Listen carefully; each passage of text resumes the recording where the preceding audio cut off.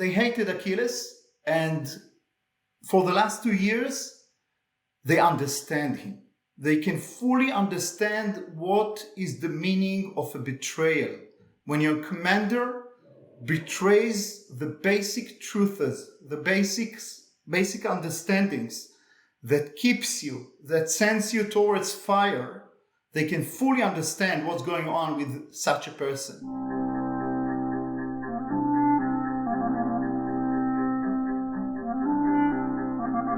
This week, as students in North America are returning to campus and settling into the autumnal rhythms of the fall semester, some of them are going to open up their copies of Homer's epic poems of the Trojan War, the Iliad and the Odyssey.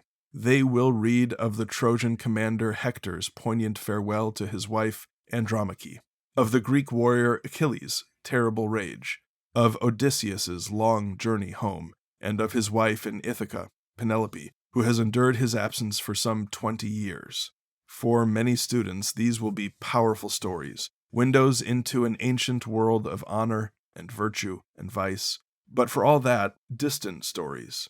When read from their air-conditioned dorm room or the plush campus library, the dust and blood and iron of the Trojan War are absent.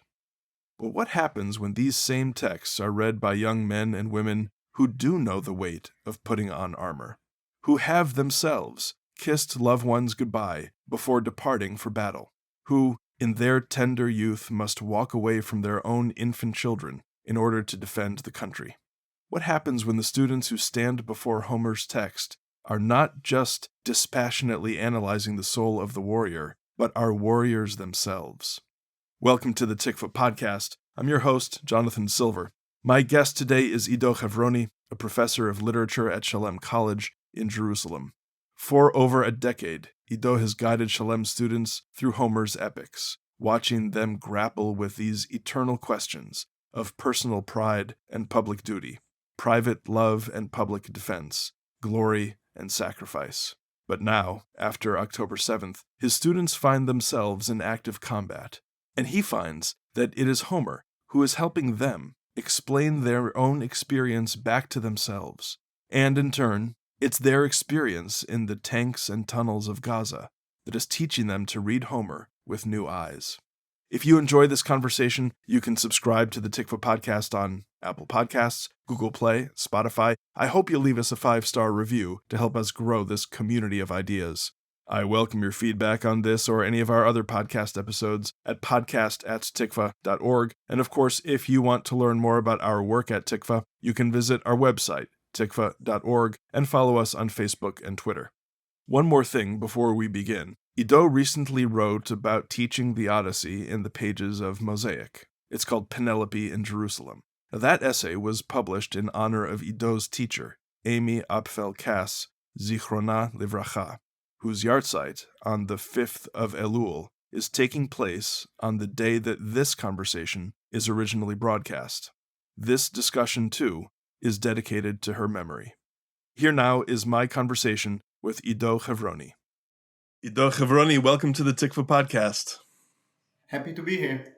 Ido, we're meeting at the very end of August, and in North America, students are now getting ready to go back to school. Many college students are back on campuses, and at good colleges and universities across the country, there are going to be students who are going to sit down in seminars dedicated to studying the Iliad and the Odyssey, the epic poetry of Homer.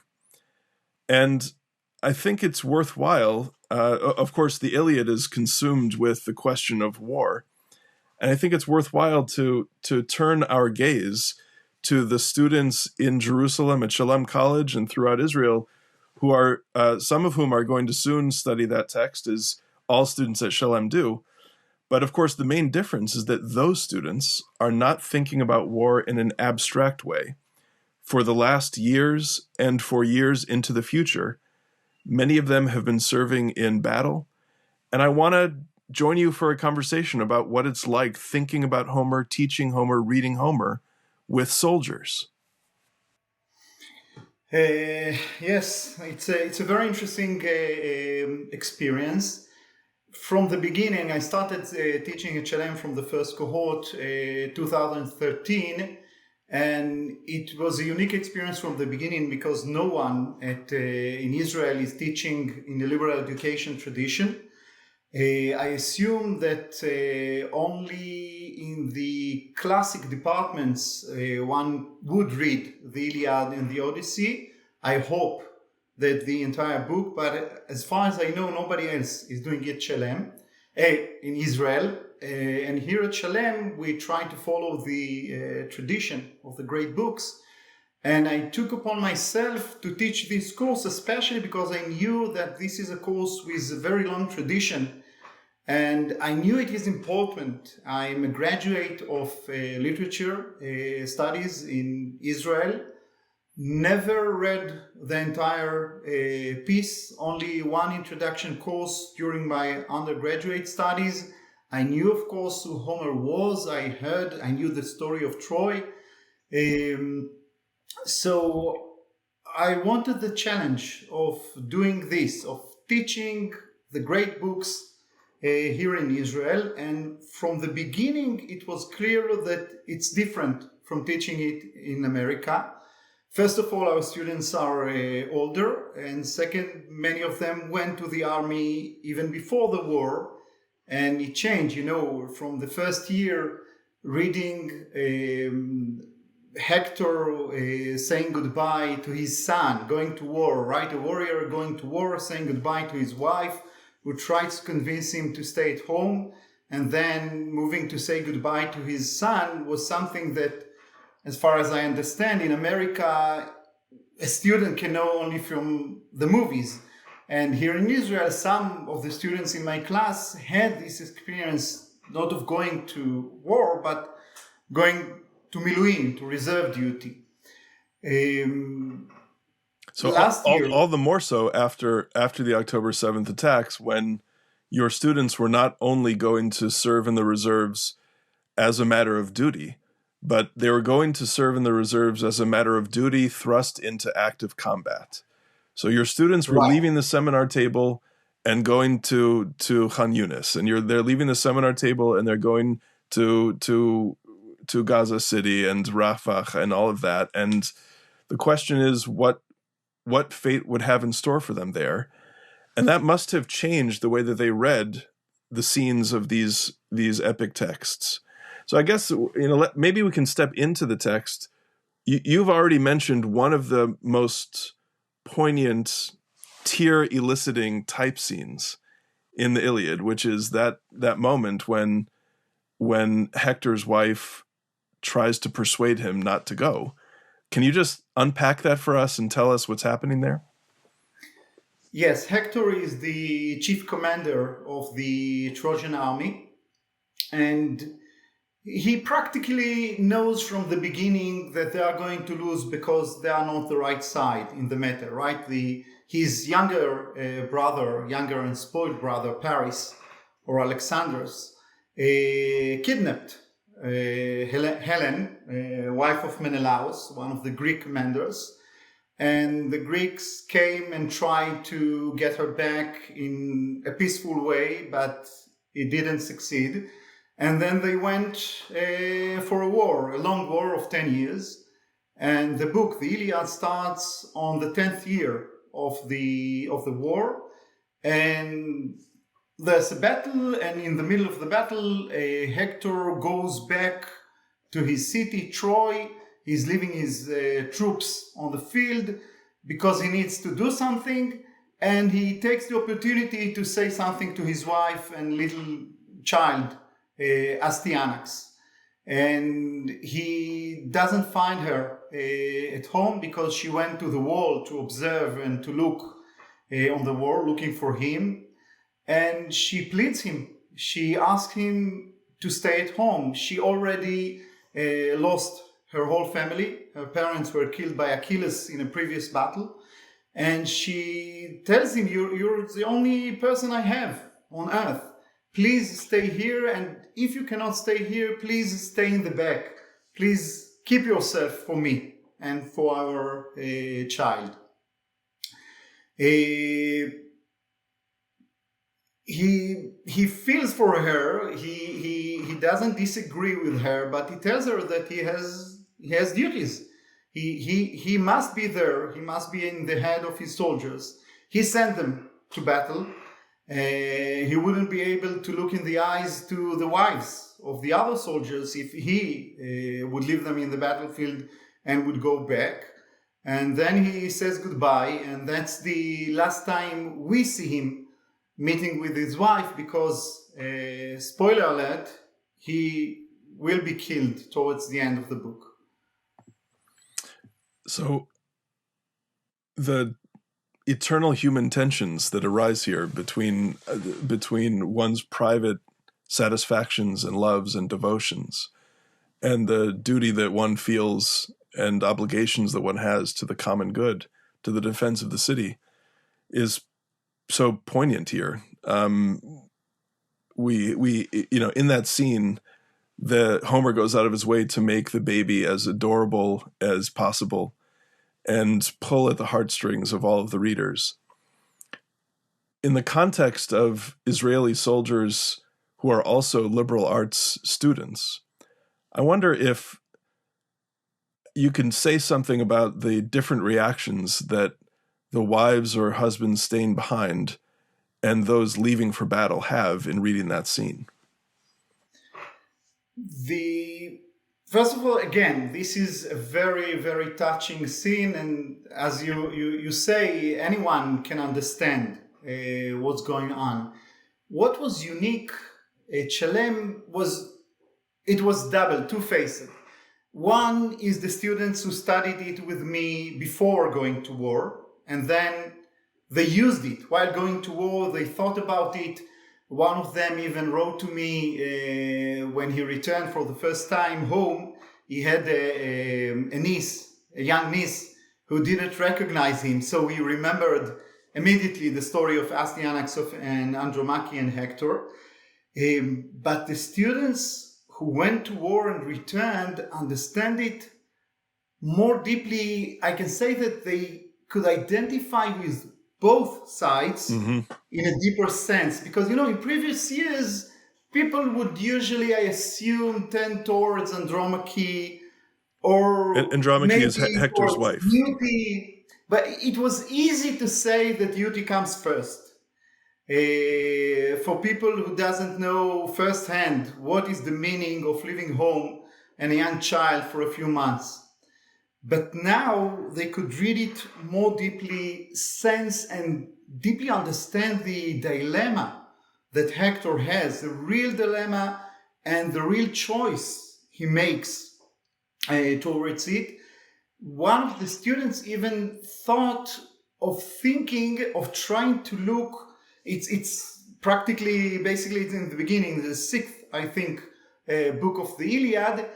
She was trying to look whether we can find other places where we can think about Hector the way Hector thinks about home and love and about duties. And you can see through the whole book that he is in struggle. He has an internal struggle between his duties, between his emotions and his personal commitment to his wife. I think that one has to see the experience of these soldiers. If I put myself in their shoes, I would think that there's also a generational aspect to the way that they interpret this question. Because many of the 18-year-olds, the 19-year-olds, the 20-year-olds that are serving in the military and that are sitting around your seminar table when they're not, there was a time when they were Astyanax, when they were the baby who had to watch their father leave for battle. And this is just part of living in a military culture that is also always fighting for its defense. So I wonder if there's a way in which they began to see that question and could begin to sympathize with Hector's wife, Andromache, because they saw it as children first. I don't think that my students actually had the experience. On the first year I taught at Shalem, one of our faculty members joined my class, and she's an orphan of the Yom Kippurim War. And her father left home when she was 1 year old and didn't return. So we had a very interesting conversation between ourselves, but it felt that was far from the experience of our students. I don't think that they have a real actual feeling of wars. The wars that they had, even I, as a child, I lived in Israel during the first Lebanon War. It was far. It wasn't a war that touched home, as far as I remember it as a child, of course. It's very different right now. We have a very different situation right now. It touches homes. It touches almost every home.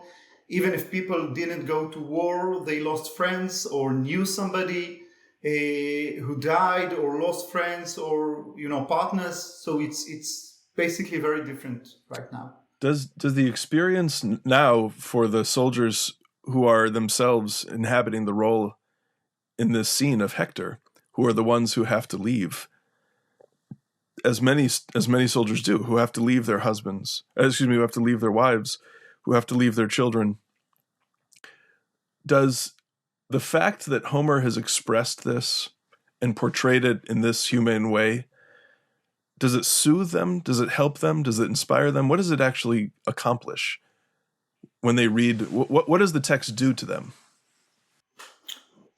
That's a very, very important question. I start with, it gives them words. It gives them an understanding.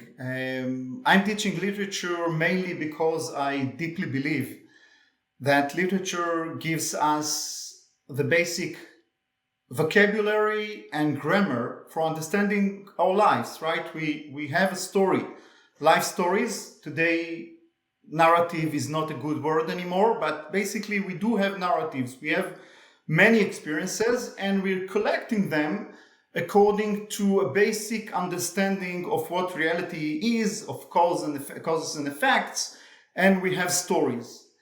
Most of our stories today are stories of protected life, of life in peaceful times. Even though we had terror attacks before, Israel, the feeling of living in Israel for the last 20 or 30 years was pretty much of being secure, I think, for most of our students especially. And October 7th really, really, really changed this feeling. And many of our students at the beginning didn't have words.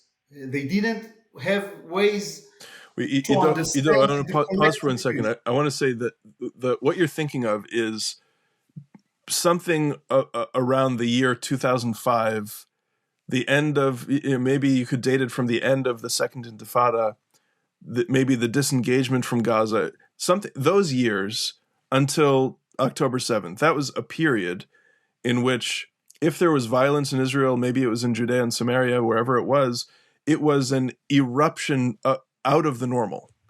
But the normal expected state of affairs was that you would be safe. Yes. Now, the reason that's important is because from 2005 to 2025, a generation has grown in safety. So the norm in their head is that. Right. Okay. Go on, please. And of course, the political situation and the political and ideological tendencies, like every other place in the world, are not towards war or understanding war and violence as basic part of human life. So it came as a surprise to most parts in Israeli society, right? That it was a surprise. That was the major issue of October 7, the hard surprise, the terrible surprise. And I have a student who he was fighting October 7. He was still in his duty service in an Allied unit. He saw some of the things that happened there. He lost friends, and then he came straight from war to Shalem. And when we finished reading the Iliad, he came to me saying that they have at the end of any deployment, they are meeting with psychologists to help them, to work on it and to understand it, which is very, very important. And he said, I had some sessions, a few sessions before, and I didn't have words. And after we read the Iliad, for the first time, I spoke. I find words, and his words, especially, I think, came from Achilles. And that's a difference I can show statistically, I think, that the 10 years I taught before the war, Achilles was a hated figure, right? Achilles is, let me remind us, the book starts, the whole book, the Iliad, is about the wrath of Achilles, right? Achilles is insulted by Agamemnon, he's the chief commander, and he goes back to his tent and refuses to participate in the war, and his brothers in arms are dying and being killed by the Trojans until eventually at the end, after he loses his best friends, he would come back to war. And usually students would hate Achilles, would not understand him. He acts like a little child, a spoiled child. He doesn't understand duty and responsibility. He's almost the opposite of Hector, right? Hector is very responsible. It's part of the genius of Homer is to put Hector, which is maybe the best person on the book, on the wrong side, and put in Achilles, that might be the worst person in the book, in the right side. This is part of the genius of this book. And they hated Achilles, and for the last 2 years, they understand him. They can fully understand what is the meaning of a betrayal. When your commander betrays the basic truths, the basic understandings that keeps you, that sends you towards fire, they can fully understand what's going on with such a person. And that's the only book, I think, that they have ever read that goes so deeply into the psychology of a soldier. I don't know any other book that does it in such a great way. You know, it's so obvious when you say it, but I had never really thought about sympathizing with Achilles in light of Agamemnon's petulance, and what kind of faith is reposed by a soldier in his commander in that way. I want to come to a different aspect of what Homer describes in the Iliad, which is simply the violence, the carnage, the darkness, the blood, the death, the dust that erupts in the fighting of war. And I want to ask if your students have shared with you whether you think that, or whether they think rather, that Homer describes the chaos of battle in a way that they understand. Does that ring true to them? Absolutely. In the beginning of the Iliad, in the poem, Homer mentions that some of the bodies of the soldiers were left for dogs and birds, which is an awful description. And usually we would read it as, almost a metaphor, right? Goliath threatens David that he will throw his body. It sounds like, a metaphor or something people would use. One of the students who returned from Gaza said that, again, at the end of reading the Iliad, he said even that was absolutely true, because unfortunately, some of my students saw bodies out there in the fields, and dogs and birds, and I don't want to go into more details. So the dust, the chaos, the cruelty, everything that Homer describes touched something. I don't think that there is even one scene in the book that didn't resonate with their stories. Again, something that never happened before. For 10 years, we would skip parts, especially the hardest parts, because even for me, as an elder person, as a person who is really invested in the Iliad, it was unclear. I have a great story.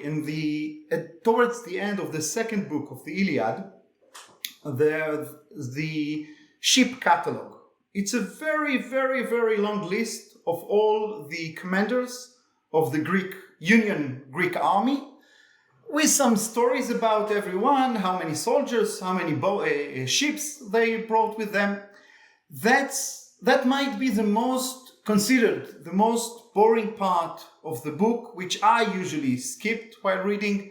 Many parodies were written about it, even in the old times, like the catalog of dogs in Metamorphosis, the story of Actaeon and Diana.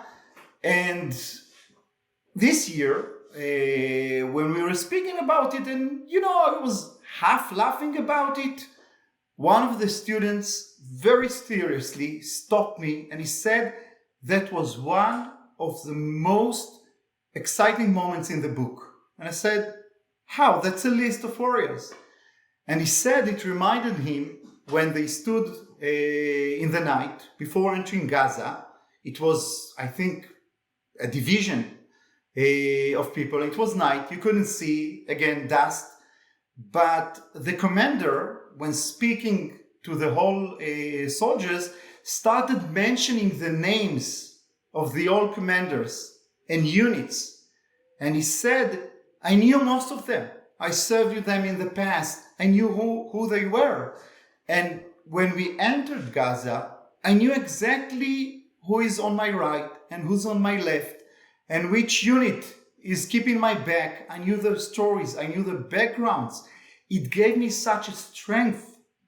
And I could able, so only a person who went to this kind of war, moving, by foot into an enemy zone, would understand how exciting could be a list of the commanders and the soldiers who are now going into war.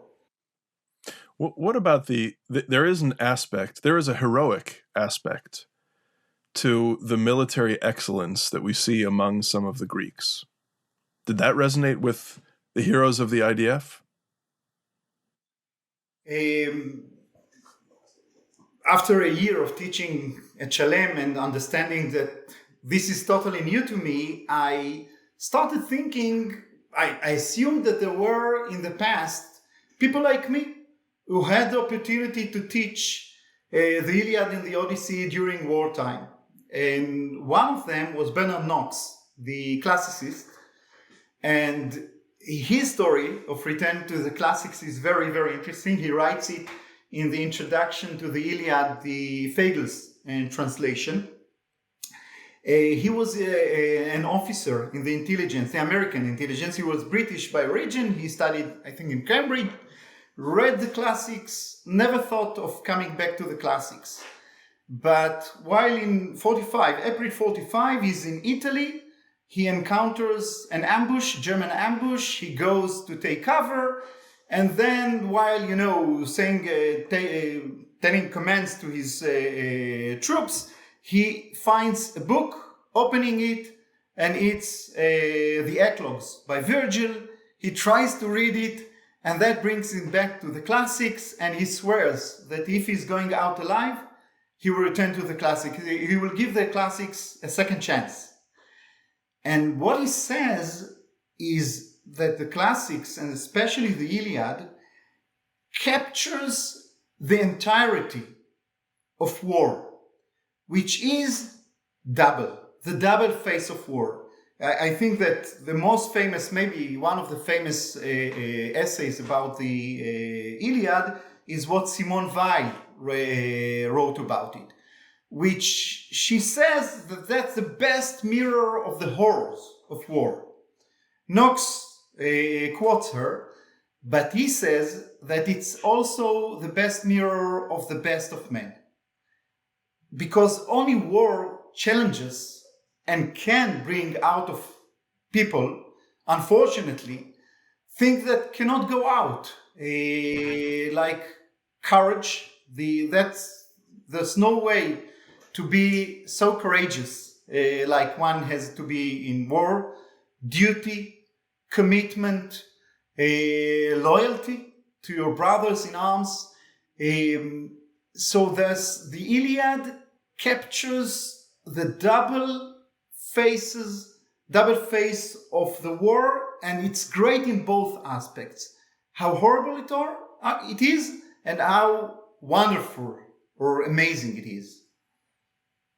It gives us, as its readers, the vocabulary, and it gives us, as its readers, the eyes to see the fine human qualities that emerge from heroes when they're heroic, and the very lowest of man when he is moved by those primal passions in war that make him act as a beast. Both of those things we can sort of understand a little more intimately because of Homer.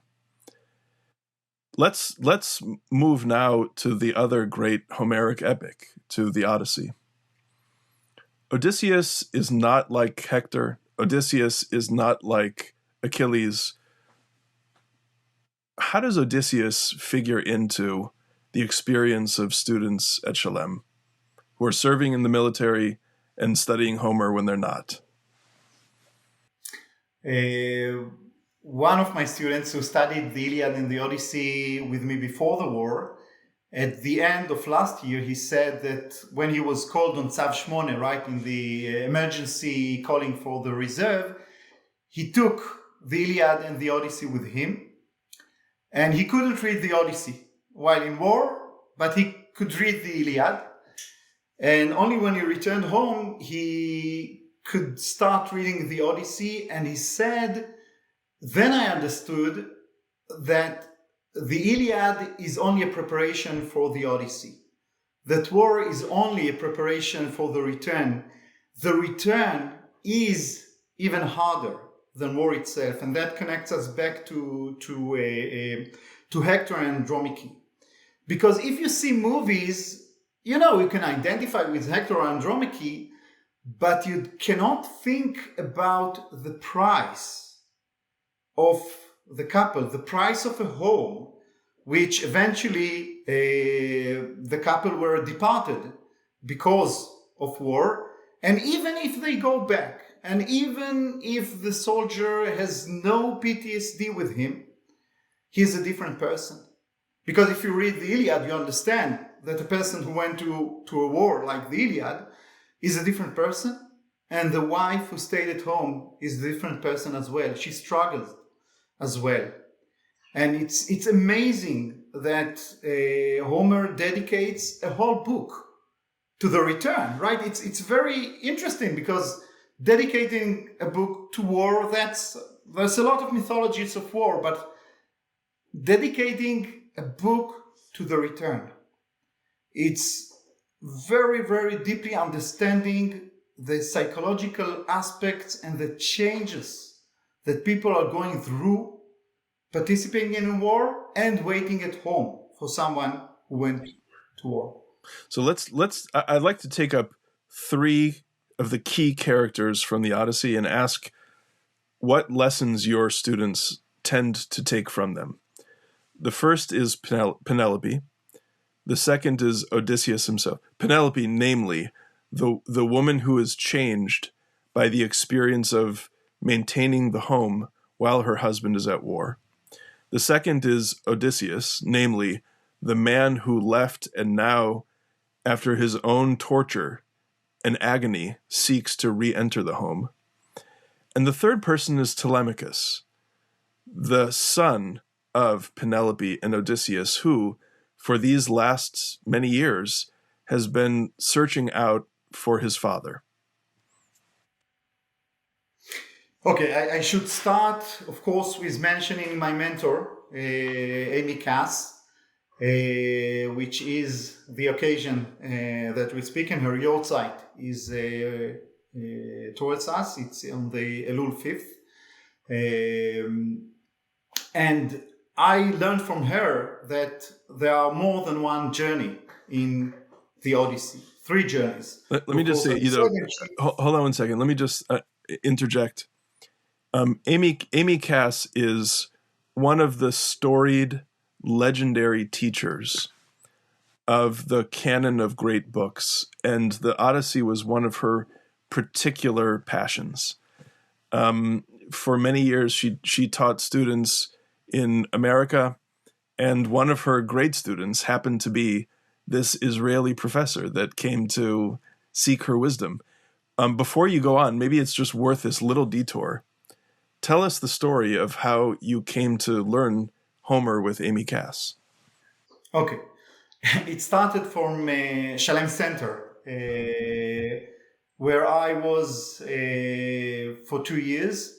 And then I was offered to write an introduction to the Hebrew Hebrew translation of Leon Kass's Beginning of Wisdom. I knew nothing about Leon and Amy before that. I fell in love with the book. I wrote the introduction, got a nice thank you from Leon, and that was all. And okay, then so for any listeners who don't know, Leon Kass now is the husband and also full educational partner, not only as in their married life and as parents, but also as teachers, the husband of Amy Cass. Leon Kass himself has had a storied career mainly at the University of Chicago, but at other places as well.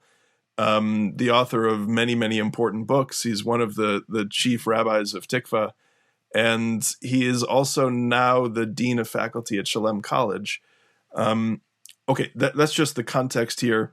Among Leon Kass's many accomplishments are path-breaking, world-shaping studies of Genesis and Exodus, among many other things. Sorry, Ido, go on. Okay, so what was amazing, why did I fall in love with Leon's book on Genesis? I grew up in a religious environment. I went to yeshiva for many years, so I was very much familiar with Genesis, with Bereshit. And for the first time, I read somebody who didn't grow up in a religious context, who read Genesis very seriously, very deeply, but from time to time he would mention the Iliad. I've never seen somebody who would dare mentioning or knew something about the Iliad when writing about Bereshit. And when I was invited to Shalem again, when they started thinking about starting the college, I wanted to study something about liberal education, which again, I was not familiar even with the term. I heard it for the first time at Shalem. And more than that, with the great books tradition, I cannot recall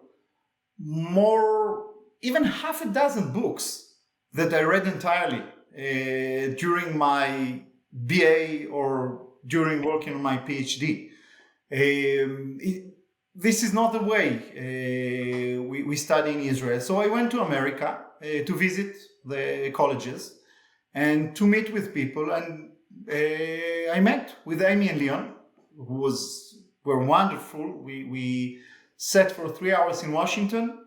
And at the end, I knew that I came because of Leon, but I would stay because of Amy.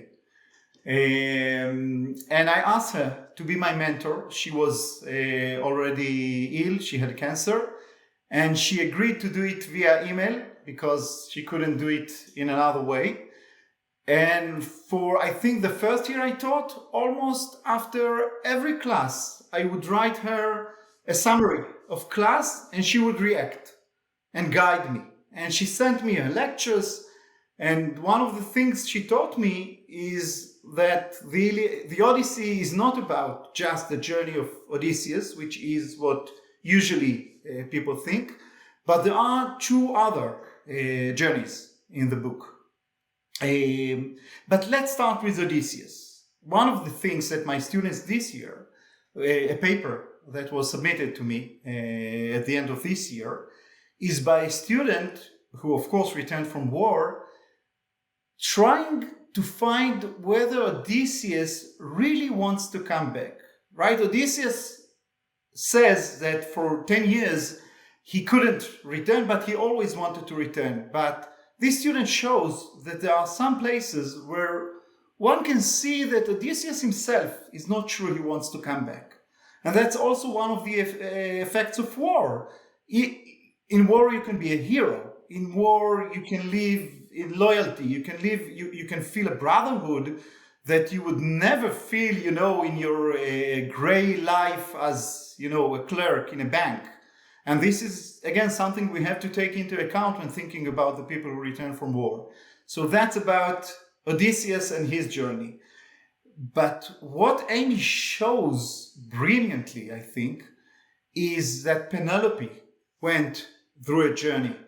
And she is stuck in the place for a long time, but when Odysseus comes back, she comes back to life, and she tries, and she starts understanding deeply what happened to her until the end, when she is the hero. When Odysseus comes to her asking for her acceptance, at the end she has to accept Odysseus back home. Just remind our listeners, who, for whom it may have been a while, what is Penelope doing all this time?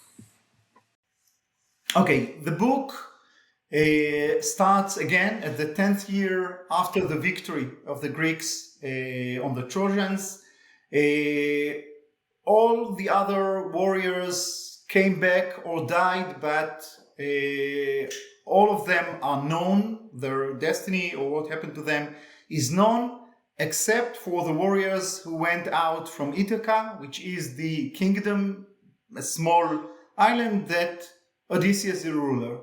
Nobody came back for 10 years, not even a word came back. Penelope stayed at home at the beginning of the war with a very young child, Telemachus, which his name in Greek means far from war, which might be, like calling your son Shalom in Hebrew, a wishful name. And she managed, for many years, she had to take care of him. She had to take care of the elder parents of Odysseus. But when we meet her after 20 years, right, 10 years from the end of the war, or 20 years from the time that Odysseus left, she is in an awful siege. 116, more than 100 suitors are around her. They want her to marry one of them because they want any one of them. Each one of them wants to be the next king of Ithaca, and that goes through the hand of Penelope, and she looks tired and sad, and she looks as she cannot even function at the beginning of the book. For the last 3 years, we understand she tried to postpone them, and she thought about something to do, and she said that she must, now you have to help me in English, what is she trying to make? So she is weaving a garment of some kind, and it's tachrich in Hebrew, what you put around the dead person. A shroud. A shroud. Yeah. For Laertes, Odysseus's father. She says that's the last respect she would give him. He's ill, he's very old, and when she finished, that would be her last duty to the family of her husband, and then she would marry one of them. But what she's doing, of course, is that she's weaving during night, and she's unraveling. During she's weaving during days and unraveling during the nights in order to postpone them. And as Amy says, she's trying to freeze time. She doesn't know what to do. So she's trying to freeze time, right? Doing it again, back and again, back and again, back and again. But when the book starts is after they've discovered that she was trying to hold them back by this, and she doesn't have now any other option to hold them back. That's the beginning of the book. So what is, if you had to summarize it, what is the journey of Penelope? What is the Odyssey of Penelope? What is the Odyssey of Penelope? the Odyssey of Penelope is taking back responsibility for her life after fighting. First of all, she fought. Mm-hmm. For many years, she fought. She stayed loyal to Odysseus, and she fought back. And in the end, what is very important, she has, for the first time in her life, she has the opportunity to be independent. I call it, not Amy, it's going to be very hard to say it, it's the option of Clytemnestra, right? Clytemnestra is the wife of Agamemnon, who didn't stay loyal, and she kills him when he comes back. At the end of the book, after Odysseus kills the suitors, he has to get her acceptance. And now she can be Clytemnestra. She can be an independent woman, head of a home and maybe even of a kingdom, deciding whom to marry. And then she decides from this place of totally independence to get back to Odysseus. After she puts him to a test, to prove his loyalty to her. So you see a symmetry between the way that Odysseus has to leave Ithaca and serve this Greek federation of forces. That is an expression of his sublimating his personal will to the common good.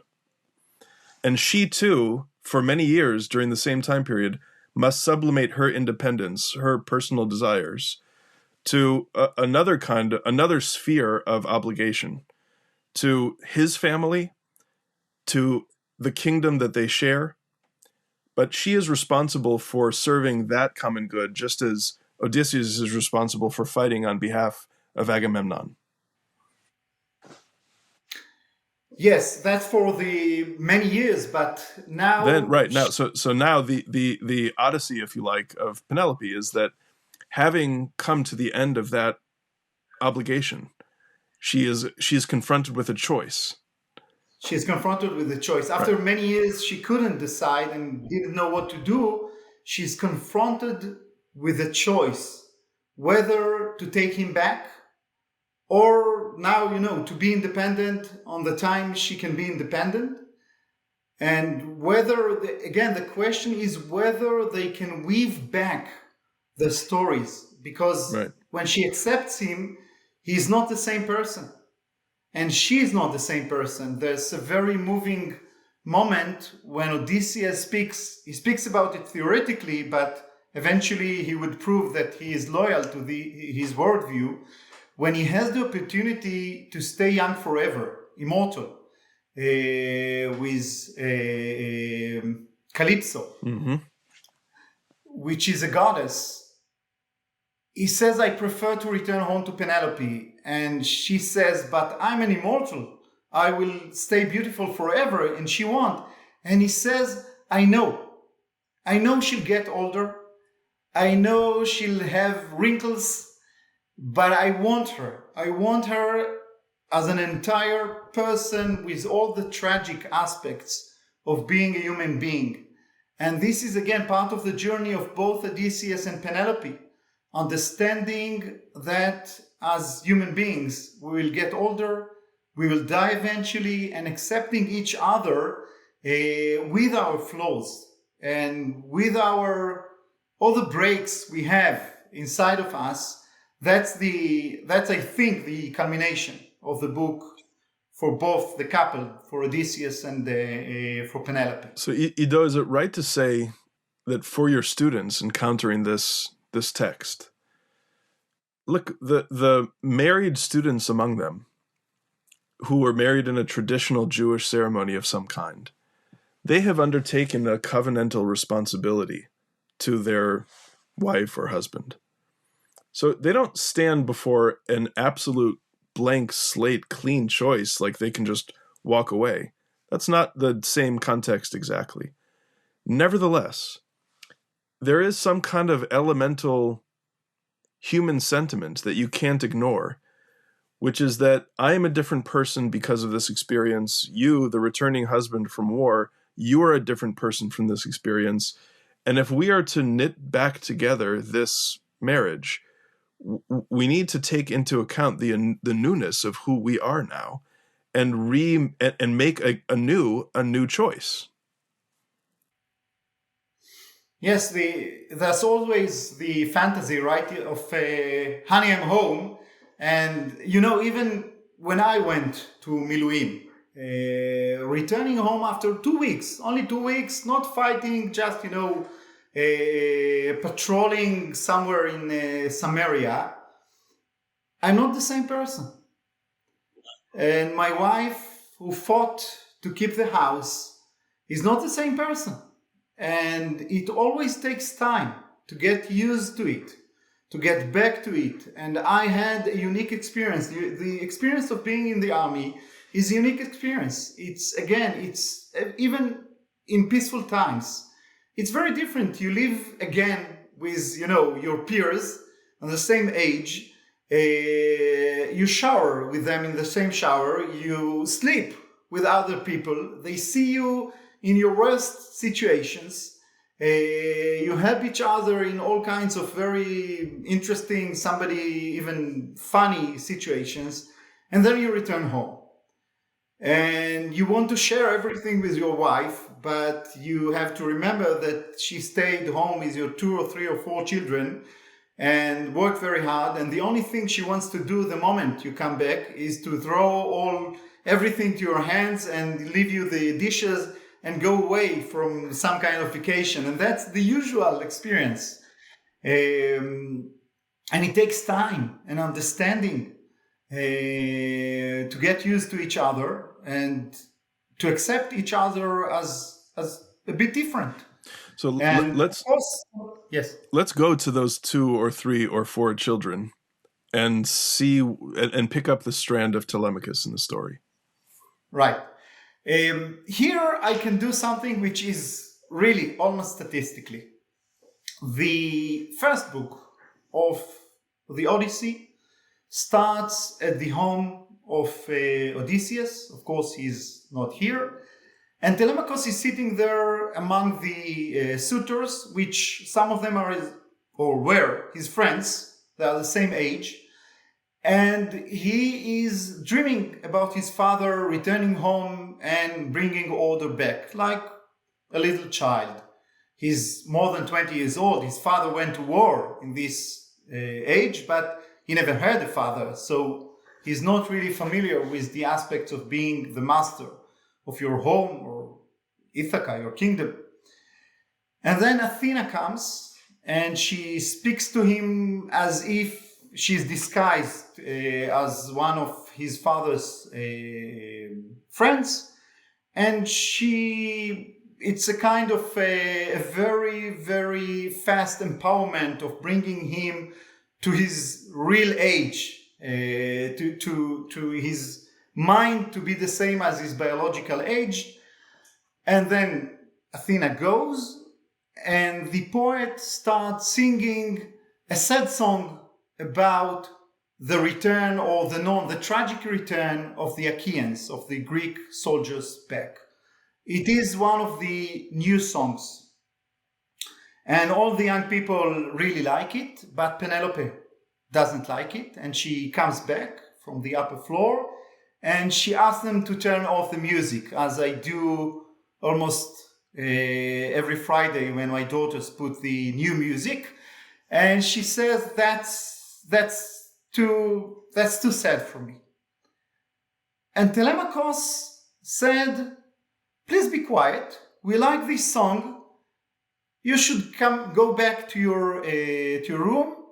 Tears doesn't help. Something like that, in my words. For the first 10 years, teaching it at Shalem, all the students were against him. They were very angry with him.